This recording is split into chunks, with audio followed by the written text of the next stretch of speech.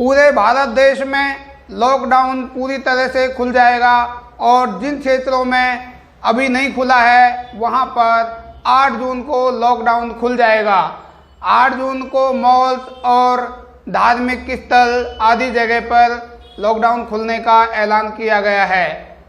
अब हम आते हैं धार्मिक स्थलों पर जहां पे लॉकडाउन पूरी तरह से खुल जाएगा और उसके लिए सरकार ने कुछ शर्तें रखी हैं, कुछ सावधानियां बरतने को कहा है, जिसमें सोशल डिस्टेंसिंग और सैनिटाइजर और साबुन से हाथ धो के ये सारी चीज़ें करने के लिए सरकार ने आवश्यक निर्देश दिए हैं।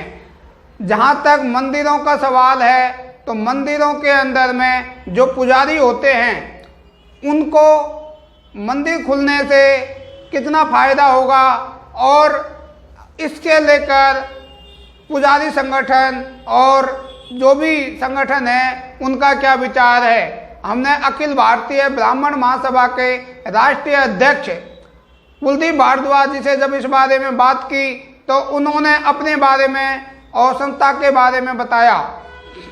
उन्होंने कहा कि मंदिर खुलने से पहले सरकार को विधानसभा और संसद खुलवाने का ऐलान करना चाहिए। जय वामन भगवान। साथियों, मैं कुलदीप भारद्वाज, राष्ट्रीय अध्यक्ष अखिल भारतीय ब्राह्मण महासभा।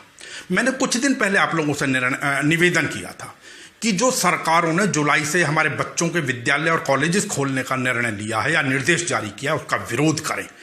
उन स्कूलों और कॉलेजेस को खोलने से पहले वो संसद को खोलें, विधानसभाओं को खोलें, अर्थात उनका सत्र बुलाएं। हमारे बच्चे कोई कोरोना की टेस्टिंग किट नहीं है।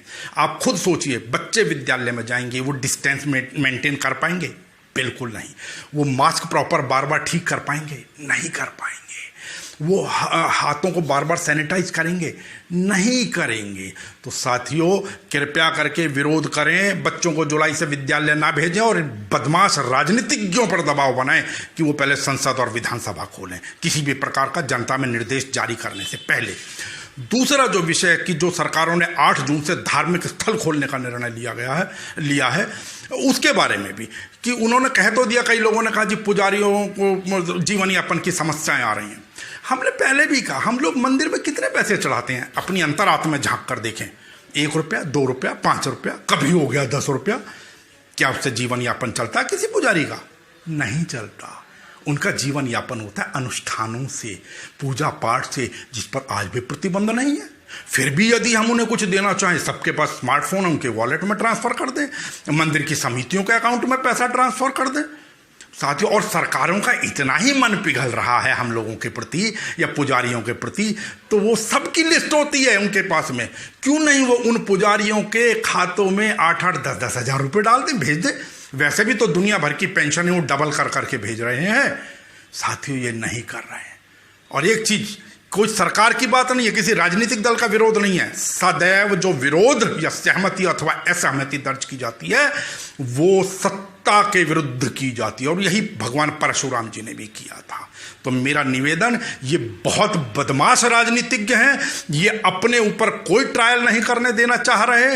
ये लोग संसद नहीं खोल रहे, विधानसभा नहीं खोल रहे। इनसे कहिए कि जून में कम से कम एक सप्ताह का के लिए विशेष सत्र बुलाएं, संसद का और विधानसभा का।